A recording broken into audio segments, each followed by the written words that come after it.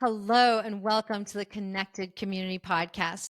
Today, my guest is Mark Cheverton, who is a New York Times bestselling author and author of Game Night 999, which is a series set within the world of Minecraft that teaches children about cyberbullying. All of Mark's books that are within that series have some themes around bullying, acceptance, dealing with fear, dealing with anxiety, believing in oneself, accepting oneself. And this latest book is a little bit different than all the other books. It's called Facing the Beast Within: The Anxiety of Cameron Poole. What's different about this book is that it is written in first person and that Mark worked with a team of therapists and psychiatrists to figure out the language that they use with children in therapy. This book is just filled with practical tips, techniques, tools that kids with anxiety can utilize. It helps kids with anxiety realize that they're not alone and see the symptoms and the body feelings that they express that they can relate to with this character. Anxiety is really prevalent in our society. 1 in 5 kids experience anxiety. And so this is a really nice book to share with your children. Let them read it, realize they're not alone, and pick up all these practical tools and techniques. Mark's own son struggled with anxiety. It started in 2nd grade and progressed to 7th grade to where it almost became debilitating and he was unable to attend school. At that point, Mark ended up leaving his career. He has a master's in physics and taught physics in school for 15 years and then was a research physicist for General Electric. He was fortunate enough to be able to leave his career and homeschool his kid, and that's where the evolution of many of his books came from. His child at home started to thrive, to do better. And Mark felt like he and his family had such a struggle. He wanted to make it a little bit easier for families. And that's where he created these books. And there's going to be more that are coming, so you have to stay tuned. I also want to add and note that I know that a carrot is not a fruit. So when you listen to the episode, just know that I got it. Anyway, I hope you will enjoy today's episode.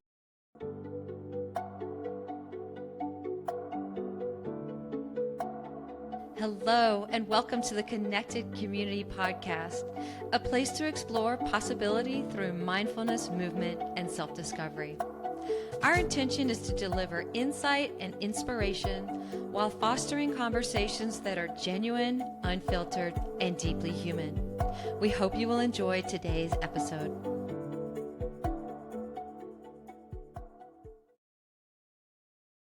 Hello, Mark. Thank you so much for joining me today on the Connected Community Podcast. I'm so happy to have you here with me today.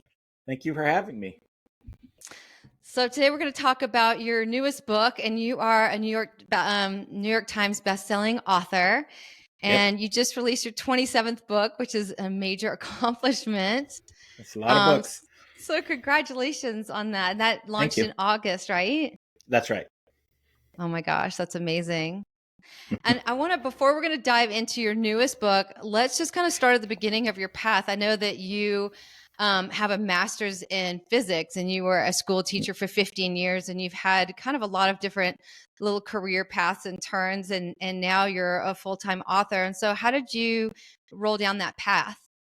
Right. So I was a school teacher for 15 years, and I realized when I look back, that's when my writing started, because I would make up problems for the kids to do. I didn't use a textbook. And so I came up with a character called Barky the physics dog, and terrible things would happen to Barky and they'd have to calculate, is he going to survive or not? Oh my gosh. So, and then I made up other characters and did other things to them, and the kids would really like it. But I did that for 15 years and then moved into engineering and worked as a physicist for General Electric for 15 years. And while I was working there, I started writing. And I decided one day I wanted to write a book. I'm an avid reader of fantasy and science fiction. So I decided I'm going to write a science fiction. And I wrote it and worked on it for like 3 years, tried to get it published, and it was a catastrophic failure. 253 rejections. I remember the number. That's when I stopped counting. But it was funny. My son was learning graphing. He was in, I guess he was in 3rd grade or something, and he was learning how to graph. So he was graphing all my rejections. So he thought this was a great exercise. Me, not so much. Oh my gosh. And then I wrote 3 more books, and those were also catastrophic failures. And I learned a lot from doing this writing, but clearly I didn't know enough to how to be published. And then my son was cyberbullied while he was playing Minecraft. And so I wrote a story and set it in Minecraft to teach him why this wasn't his fault. Because Mm. victims of bullying frequently think they did something to deserve being bullied, which is crazy. Mm-hmm. So I wrote it. We read it at bedtime. He said, I get it. These kids are just jerks. Maybe they're bullied by their older brothers or by someone at school, and this is them lashing out. And I said, yay, I'm super dad. Uh-huh.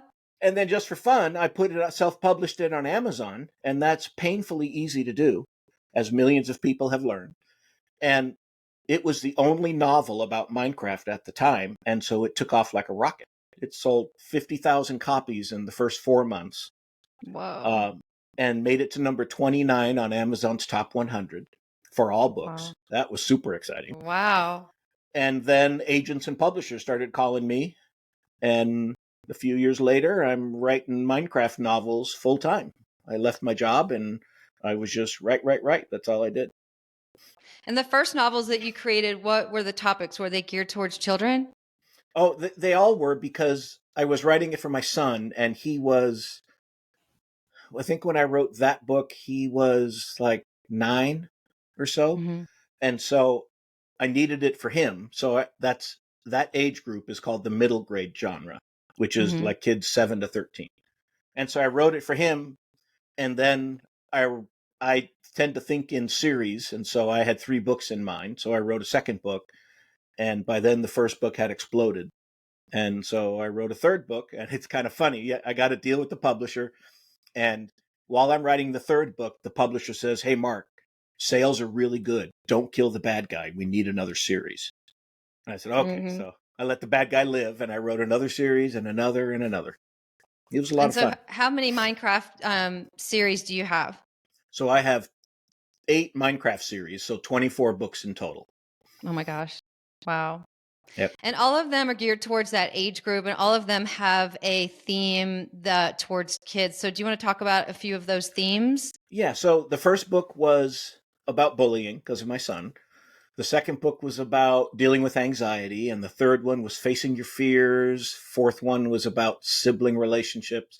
I realized when I started getting all these emails from kids saying, thank you for your book. It really helped me with my bullying problem. I recognized I had a megaphone that I could use to talk to kids with, and I Mm-hmm. had a soapbox I can stand up on. And so I chose a theme for every story that was something that was important to kids. Mm-hmm. And I had a friend who's a child psychologist. And so when I was writing a book about self-esteem, I'd call up my friend Jen and say, hey, what do you talk about to your patients about self-esteem? And so she tells me, and I put all that stuff in the book. It was great Mm-hmm. having that resource.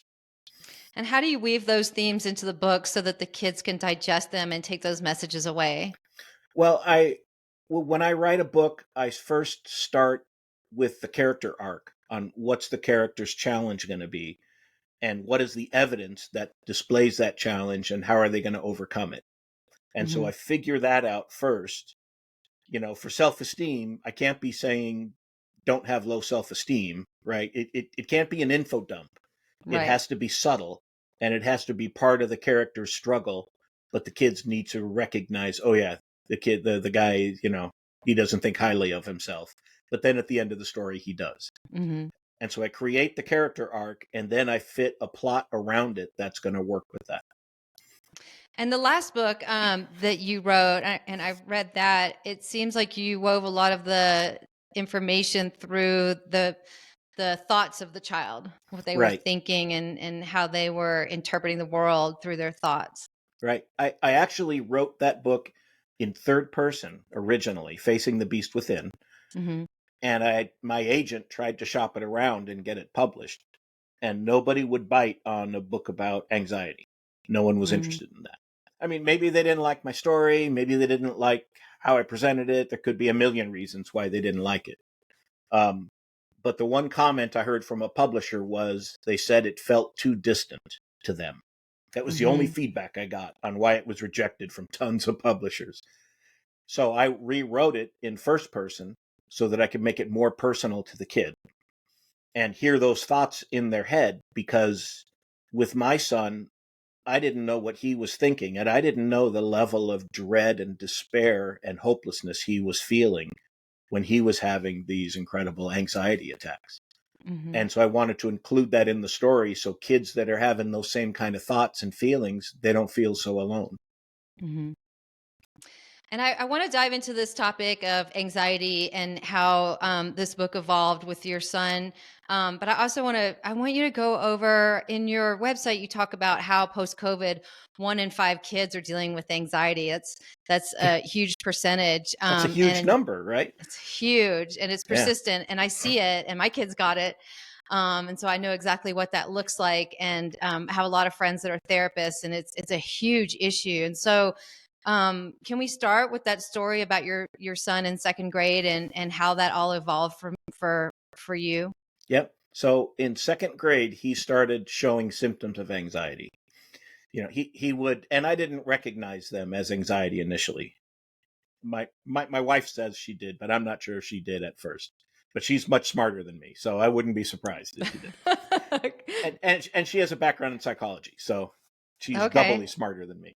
Hmm. So he would start complaining about a stomach ache, and he's got a headache, and he doesn't feel good, and so he'd grab one of those ear thermometers, that you Hmm. stick in your ear, and you use that 3 times, and you get 3 different numbers.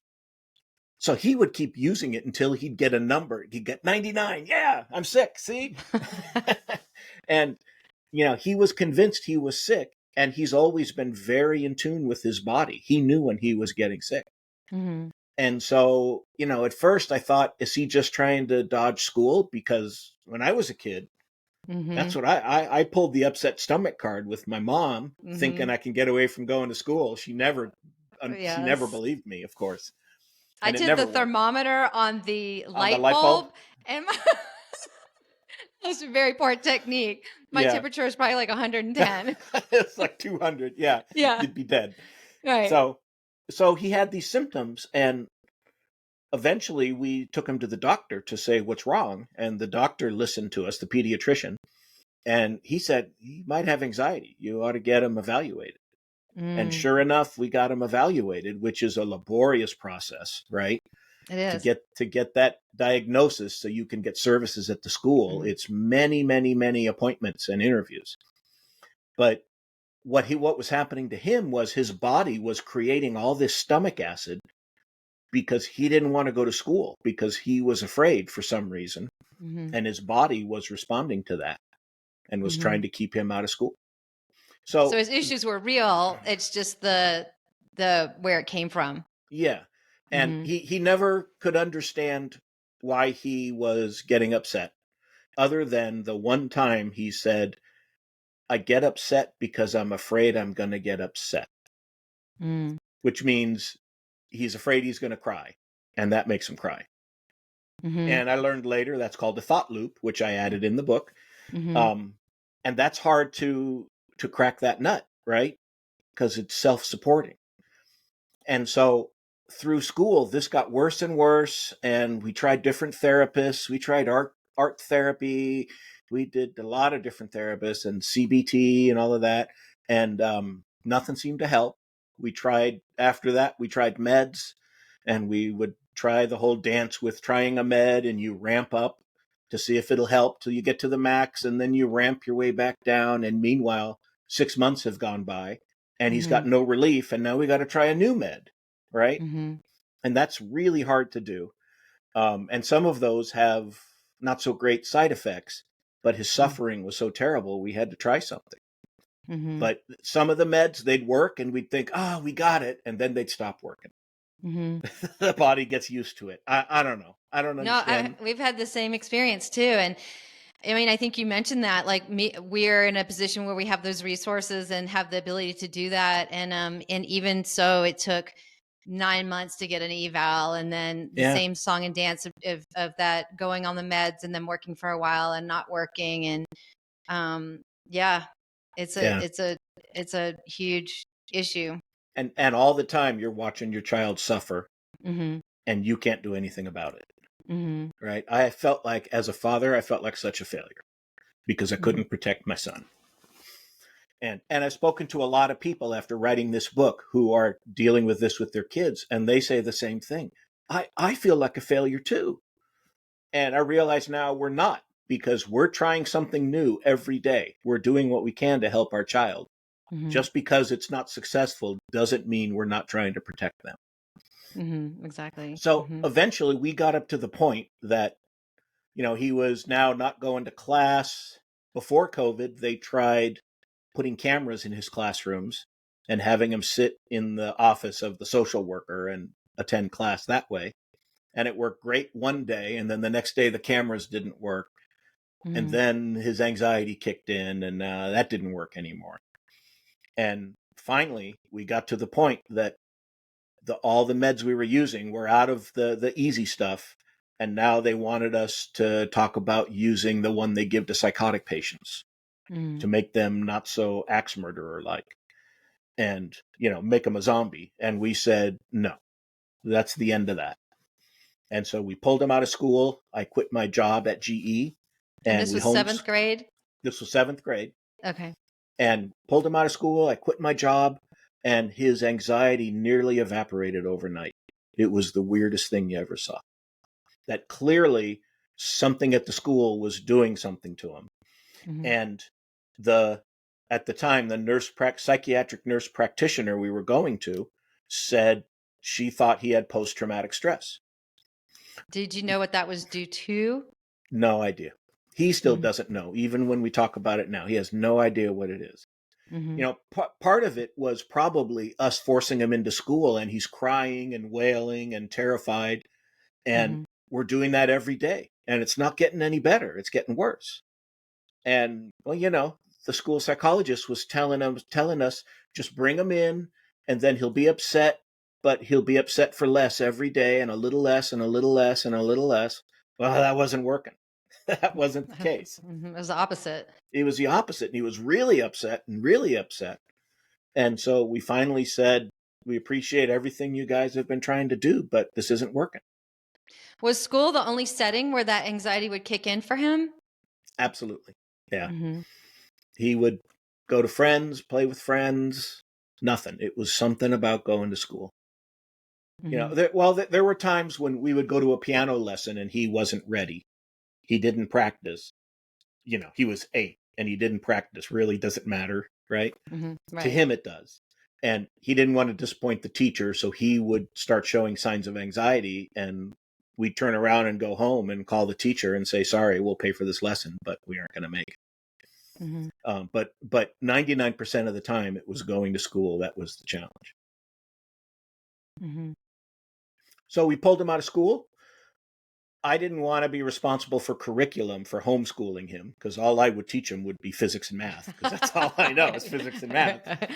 And he'd be great at it, but that doesn't prepare him for college, right? Mm-hmm. He needs to write. He needs to do history and social studies and all of that kind of stuff. So we enrolled him in an online school, and I sat next to him and I worked on my Minecraft novels.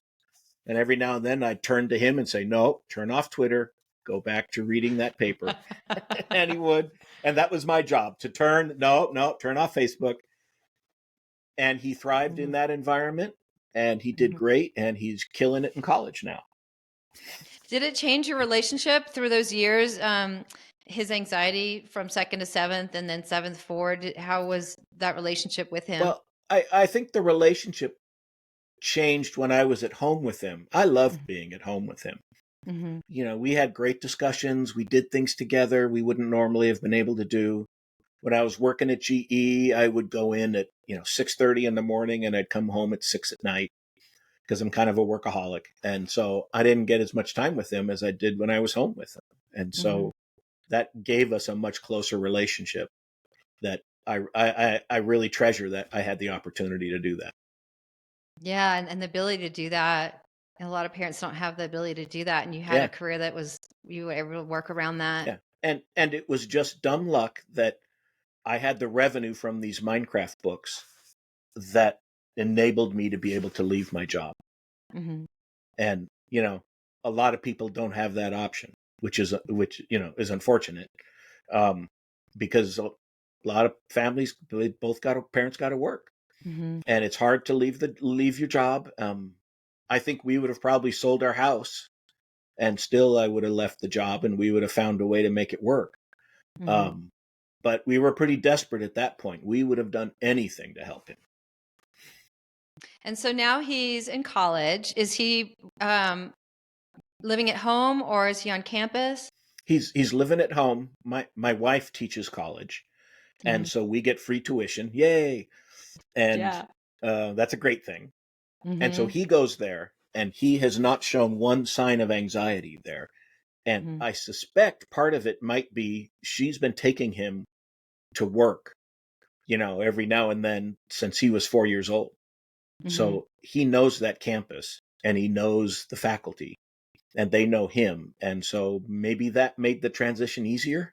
Mm-hmm. I tell you, the first day of college, we were scared. I We bet. were afraid what's going to happen. And he sailed through like a champion. And it could have been what Yeah. the psychiatric nurse told me was, and this is probably a simplified version because I'm not a psychologist, but she said the post-traumatic stress is like a chemical injury of the brain, and there's hormones in there that are in there because of all the fear he was feeling, and those hormones have a hard time getting out until you remove the stressor, whatever Mm. the trigger is. And when we took him out of school, that trigger disappeared, and now his brain was able to heal. I had time to Yeah, process all of that. Yeah. yeah, I mean, I think I'm starting to realize that more and more, especially the more I talk to people, is that trauma doesn't have to look like what we think trauma needs to look like a car accident or sexual abuse or some major event that we can pinpoint. It can be a lot more subtle and it can be yeah. just as damaging. And you might not know the source of it. Right. I spoke to one mom last week about their child's anxiety, and the way it manifested itself was in anger, that the Mm-hmm. kid was angry all the time. The kid wasn't crying and upset like my son was. They showed totally different symptoms, Yeah. but that's how their son was presenting the anxiety. And so, tell me about how your son has received this book. I mean, I know he's a lot older and your population's younger, but I have to say I enjoyed reading it. So it's kind of funny. My son doesn't like my books. None of them? No, we read the first one, and he kind of gets it. I made him the star. His Minecraft Mhm. account name was Game Night 999. So I Mhm. made Game Night the star of the book. And so for him, it was like he's reading a story about him, but this character is nothing like him. Mm. And Mhm. and he doesn't like these kind of action adventure novels. He likes reading really highbrow stuff.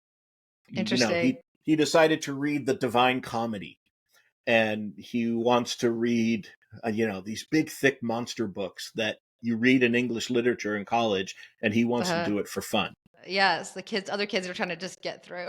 Yeah, he loves those books, and he's got a shelf full of them that he reads. He Mhm. wants to read Don Quixote, which is a monster book, Yeah. and it's huge, and those are the kind of things he likes to read. So not my books. So he's never Mhm. read it, Mhm. but he knows a lot about it because while I was writing it, he was sitting in the desk next to me in our office. And I'd say, wait, so tell me again, when you're having a panic attack, what did it feel? What did it feel like in your head? And so he'd tell me, and I'd write that down. Now, what about your stomach? And he'd tell me, and I'd write that down. Mhm. So he was pretty integral to describing, to putting in the symptoms that the main character felt in the book. They were as authentic as I could make them. And then the therapist that you worked with had a lot of really good suggestions and coping techniques to work with anxiety. Did your son use any of those techniques? Or, I mean, I know this book came out a lot later. Can he relate to any of those techniques or does he find any of them helpful? So the thing we used that I used mostly with him was distraction. That I tried to distract him from focusing on his anxiety. Mm-hmm. Because when you're just quiet, you can just focus on your own problems and brood on them, and that just magnifies them. So Mm-hmm. I would try to distract him any way I can. We'd sing songs, we'd listen to audiobooks on the way to work. A favorite was Little Shop of Horrors soundtrack. We'd listen to that frequently on the way to school. I mean, um, but a lot of the strategies in the book he didn't use because I didn't know about them. Mm-hmm. And when I finished rewriting the book in first person, I gave it to a family friend who's Dr. Jen. She was a student of my wife's and then got a PhD in psychology and then opened her own practice to work with kids and has a whole bunch of psychologists under her. I would frequently ask her for advice on when I'm writing about bullying or grief or whatever. I asked her about, can she look at this? And she said, I'll tell you what, I'll give it to everybody in our practice and we'll talk about it during our professional development time every week. That's so nice. And so Wow. they went through it. They made lots of notes. I printed up copies, double spaced, so they could write in it. And they made a ton of notes. And they also, which was great, is I would talk about doing something in the book and they would write what's the terminology name for it, like a thought loop. Right. And so now those terminologies are in there. So a kid who's reading this book, they're going to totally hear what their therapist is saying echoed in these pages. And it's going to just reinforce what the therapist is teaching them. Well, and a thought loop's a great example because the therapist is using it, but it's so obvious what it is. We're getting stuck in this loop and we can't get out. But I never knew it had a name. I just knew he was stuck in this, this circle pattern that he couldn't get out. Yeah. So it was great to hear all those terminologies because I think I never thought about trying to make the book reinforce what a therapist is saying, but that's what it ends up doing because these people taught me all the right words to use. And that's different than any of the Minecraft books, correct? Right. I would still ask Jen, what do you talk about with grief? And so I would kind of add stuff in, but I didn't ask her what were your grief coping strategies, and I would put them specifically into it because those books were not really about mental health. It had a message about it. Right. But it wasn't about, focused strictly on grief. It was still a fun action adventure novel.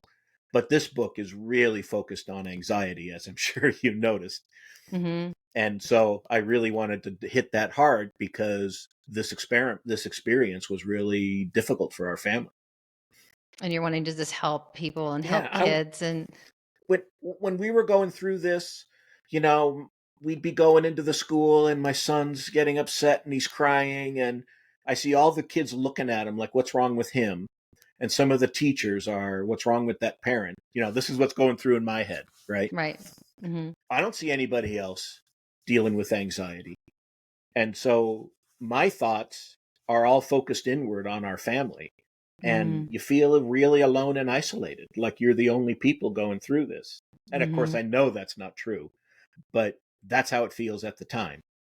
And so having a book like this where you see the character going through the same thing, wow, suddenly you're not alone.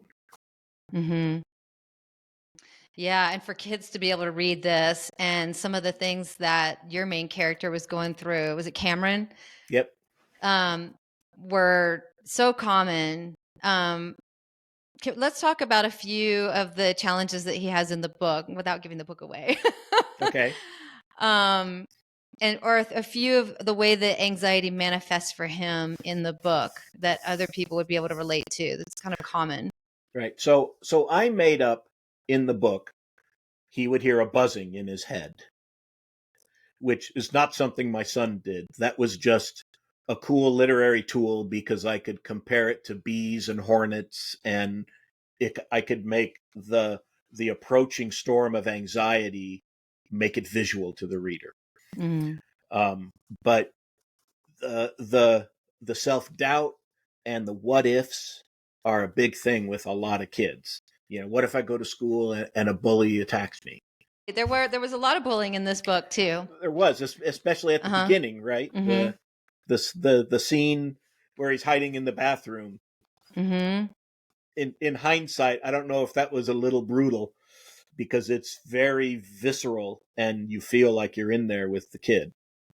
But it's that feeling of that sense of danger, that you're not safe, that he's not safe and he doesn't know what's going to happen. Same thing in the lunchroom, like you're sitting there and you're eating and is that kid walking over here and going to say horrendous things to me. It's Right. that fear of the unknown Yeah. and anticipating something bad that might Yeah. happen. And a lot of it is your brain just creating that because of self-doubt or self-esteem, or you have anxiety and your brain likes to do that to you, right? Mm-hmm. So I tried to focus on those types of things and tried to make it as sensory as possible. Mm-hmm. Like when he's going into the tombs and he's afraid to go into the catacombs, right? I talk about how the hairs are standing up on the back of his neck. He's got goosebumps, beads Mm-hmm. of sweat are trickling down his neck, and it feels like a bug crawling around. I think I used that multiple times.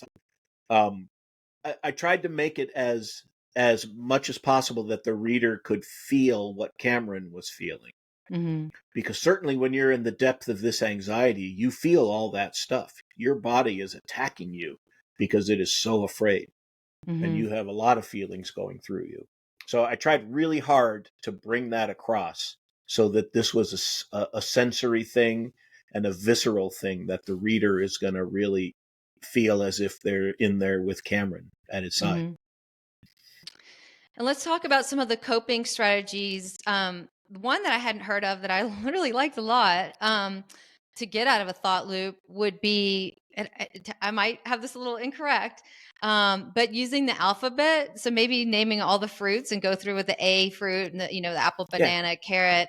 And that would definitely take somebody out of their experience into a different place very And, quickly. and certainly sometimes you hit a letter when it's hard, right? Yeah. You hit J, and what are you going to do for a fruit for J?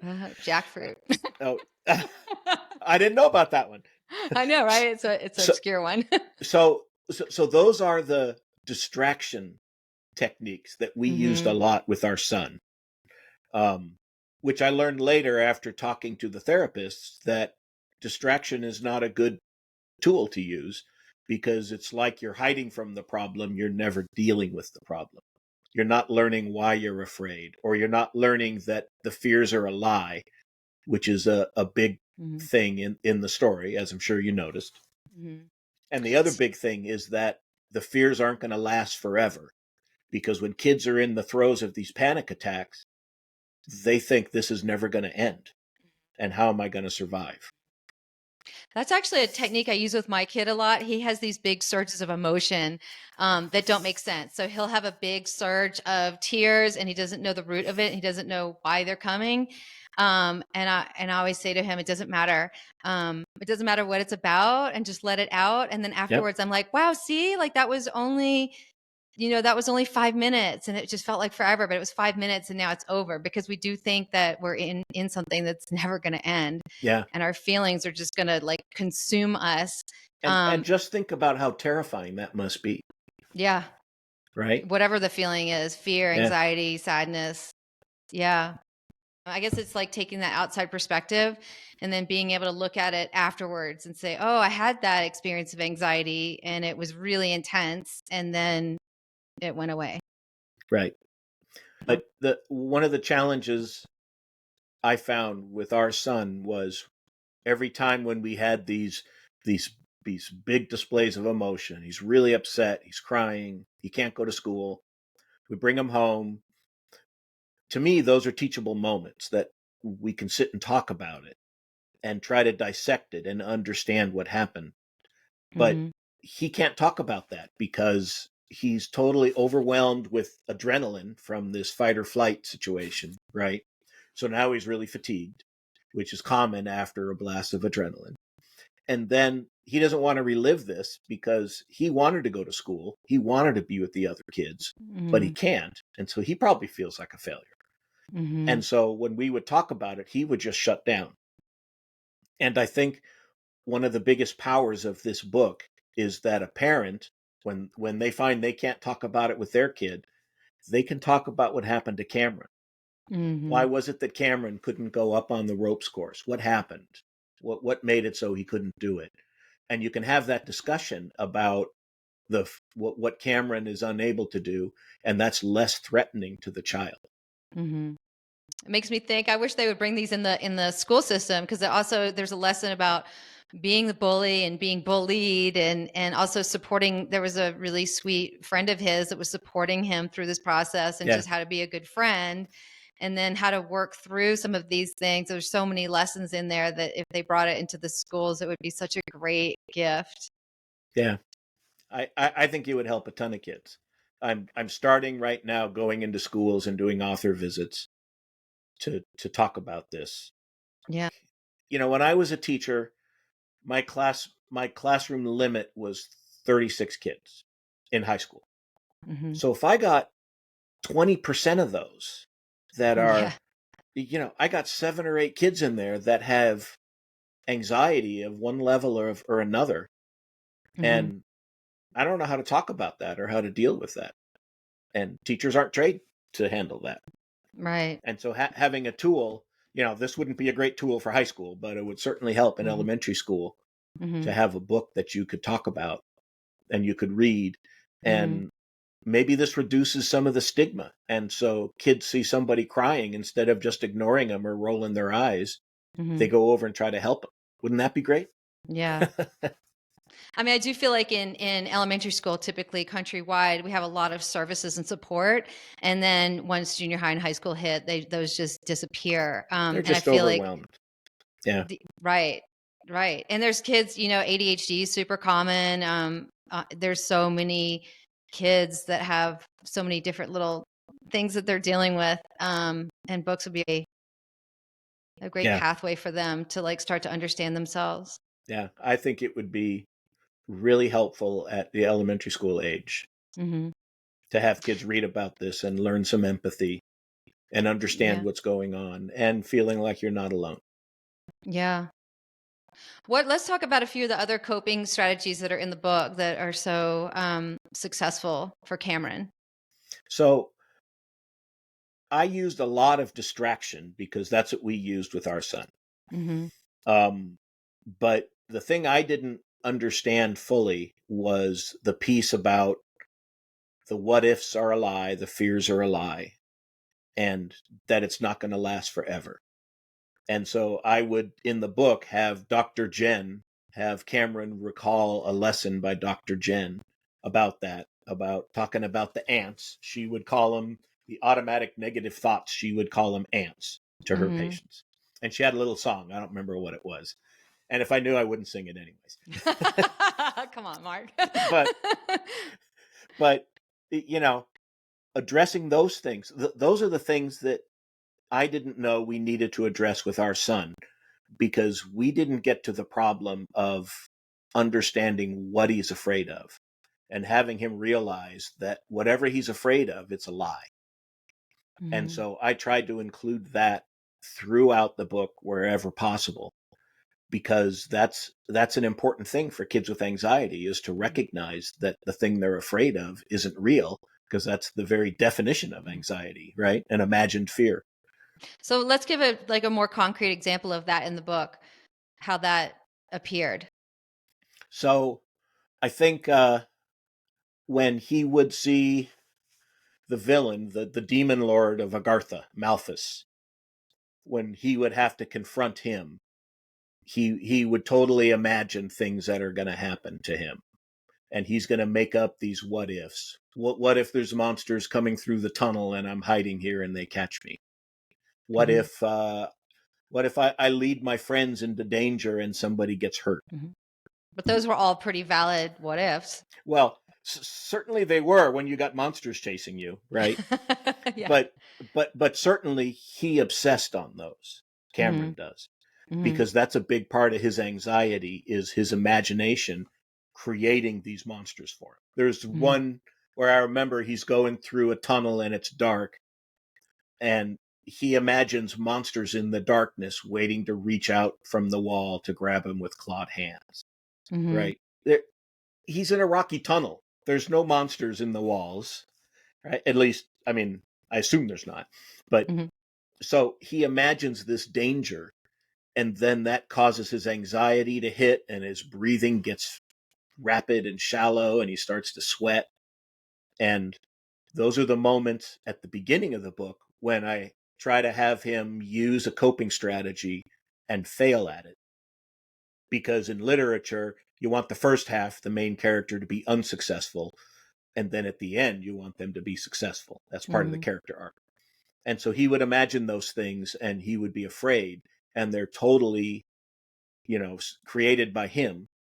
And the more he thinks about him, the stronger the fear gets because he gets stuck in that thought loop. Mm-hmm. And that's when his friends come up, especially the girl Eliza. Will see he's having trouble and will help him and suggest to count by sevens, or imagine, we'll list all the fruits by an alphabetical order. Mm-hmm. And those are the Mm-hmm. things that pull him out of him focusing on his own problems and looking at the world around him instead, and recognizing the fears are a lie. Mm-hmm. I wonder if your son was on here, what advice he would give to other kids. I don't know. I should ask him that and see. He's not here right now. Otherwise, I'd pull him in and ask him. Uh-huh. But yeah, I don't know, because this was certainly traumatic for him, way more than it was for us. Mm-hmm. I suspect his advice would be keep trying something. Mm-hmm. That's certainly the advice that my wife and I would have, Mm-hmm. is that you're doing stuff and nearly everything doesn't work, but you got to keep trying something, and you got to keep trying something new until Mm-hmm. you find that magic bullet that's going to slay the beast. Yeah. What's interesting about his situation is that he wasn't aware of the trigger, or unless the trigger was just completely the school. And that makes it a little bit more challenging for him. Yeah, because he could never vocalize what he was afraid of. If it was a bully, that would have been so much easier to deal with, right? Mm-hmm. There's solutions there. Mm-hmm. But he didn't know what it was, and we asked him frequently, is somebody picking on you? Is somebody teasing you? Mm-hmm. And he'd say no. In fact, everybody loved him because he was very calm and he's very predictable. And so he wouldn't have outbursts of anger around people. Mm-hmm. His anxiety was about going into school, and either he made it or he didn't. And if he made it, he was pretty good and he had a good day. Mm-hmm. So all of his classmates loved having him around because he was funny and he's kind, and he's not going to try to tackle somebody just because he has the urge, like But a lot of boys do. But then he's got this internal process that's going on that's all on his own, that probably feels very isolating, that he didn't Yeah, understand, that he's dealing with, that other people can't see. yeah.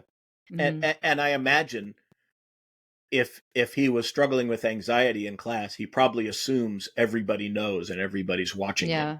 right? Right. Because that's how that internal focus goes, and then that just magnifies the problem. Yeah. Yeah. Yeah, it's such a hard Yeah. thing.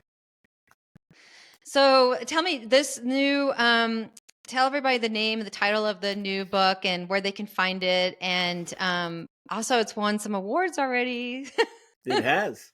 So it's Facing the Beast Within: The Anxiety of Cameron Poole. And so you can get it on Amazon, Barnes and Noble, Books a Million's a big site. Kobo is a big site for books and ebooks. Mm-hmm. So it's available everywhere. Mm-mm. The print book has a flip book in it, where I don't know if you remember getting a Cracker Jacks box, and sometimes you get the prize where you flip the book and you can see the Yes, animation. they're so cool. I used to love those things. Yep. So I found this incredible artist in Serbia online, and she would draw these flip books for me, and I'd put them in the bottom corner of the print book Oh, so kids cool. could flip through it. And so they see in the print book, they see a gargoyle chasing a boy. And at the end of the animation, the boy turns around and is able to defeat the gargoyle. That's And so awesome. those are super fun. So I've been putting those in all of my self-published books because I think they're super fun. I don't know Mm-hmm. anybody else doing it. They're in all So your Minecraft books? they're not in the Minecraft because I didn't think about that then. Okay. After I wrote the Minecraft books, I decided I'm going to write some fantasy novels. And so I wrote some books, a post-apocalyptic series about giants.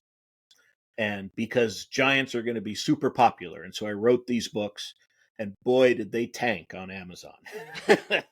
They did remarkably poorly. Oh. but they have flip books in them. Mm-hmm. And so I've been putting those in all the books because I just think it's super fun. I Mm-hmm. don't know if it helps sell a book or not, but when I would give these books to teachers, they would tell me, boy, the kids love looking at that flip book. Yeah. I mean, who wouldn't? So they're Mm-hmm. available everywhere. It's won the Mom's Choice Gold Award. Mom's Mm-hmm. Choice is this international organization that people send in their product and they give them to an army of moms and they decide, is this a good thing for kids or not? And so gold is the highest level. I was very excited about that. Mm-hmm. And then I won the 2023 International Book Award for children's fiction. Amazing. And recently the New York City Big Book Award for middle grade fiction. And I'm a runner up for the Pencraft Award. And I'm on the long list for the Gertrude somebody or other award. I don't remember her last name. So Well, it's only been out. It's only 2 months. You've only had this out for 2 months. So I made the first cut. And then the next cut is sometime in February. And then the next cut is in April of next year or something. So that's a long process. Mm-hmm. And so it's nice to see people are reading it and they like the story and they see the value in it for kids. And Are you going to continue that? Oh, go ahead. Yep. Yeah, I'm going to continue the story. There's a second book called Cameron and the Shadow Wraiths. And I finished that and I just got it back from an editor. And I'm going through and doing the edits. And she recommended some big changes. So I'm doing a lot of writing to try to make it right so that it can have the most impact with kids. And then there will be a third book, The Gargoyle's Revenge, which will be set in New York City. Yeah.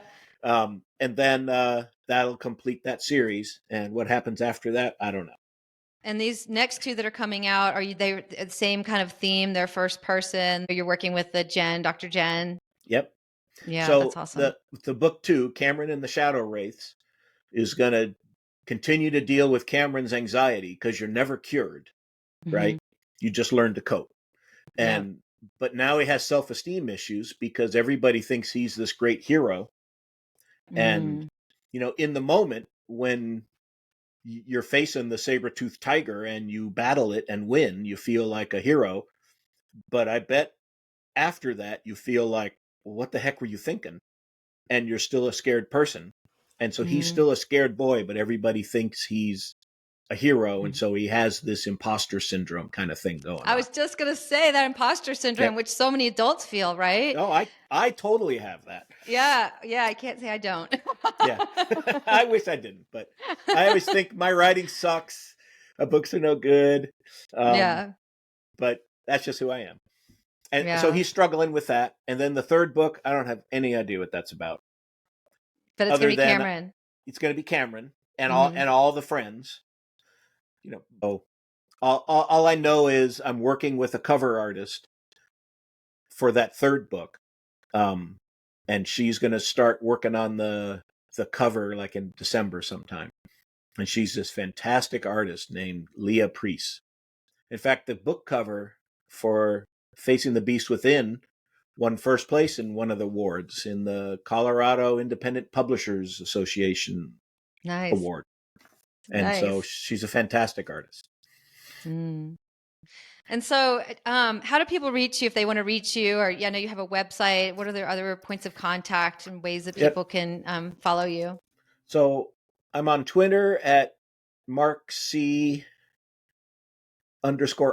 I think. I don't use Twitter that much. I'm an old gray beard, and so social media and me aren't good friends. It's not even Twitter; it's just X. Yeah, I know. Yeah, that sounds funny to me. And I'll post on Facebook sometimes, but not a lot. They can go to my website, markcheverton.com, and that's CHEVERTON.com. And if you go there, what you'll find is there's a lot of resources for kids. And one of the interesting things when I started writing Minecraft books is kids started sending me their Minecraft stories just out of the blue. Oh, sweet. And so I probably have 1,000 stories on my website of kids from all over the world. They just send them and I put them on the website. That's so sweet. I wonder if that's not a good way for kids to manage how their feelings with anxiety is maybe write a story about Cameron. and make up your own adventure for them. There's also a writing tips tab. And if you click there, you'll see all of these little lessons I made for kids that are strategies I use when I write my books. Like when you create a character name, there's a science to character names. And when you create a plot, there's a science to that. And so I have little 10-minute video lessons that I talk to kids about how they can use this in their own stories. And a lot of elementary school teachers use these in their classes. If you click on I want some books on my website, you can download 2 free Minecraft books for kids. And I wrote these to get reluctant readers to read. And they're very successful with boys, because boys love Minecraft and boys don't really want to read that much, but they'll read about Minecraft. And so these books are good at getting them hooked to reading. And you can also join my email, my newsletter. Yeah. Well, thank you so much. I want to congratulate you on your 27th book. That sounds so crazy to say that out loud. Yeah, I know. Yep. And more to come. So I just really appreciate your time, and I love what you're doing, and the message that you're sending out to these kids and how you're helping heal the world. Well, I hope it helps. Yes. Thank you so much, Mark. Yeah, thank you. This was fun. Thank you for listening to the Connected Community Podcast. If you enjoyed today's episode, please like, share, and subscribe. I can be found at www.nikkiyoga.com, NICKYYYOGA.com. Until I see you again next week, I hope you have a beautiful day.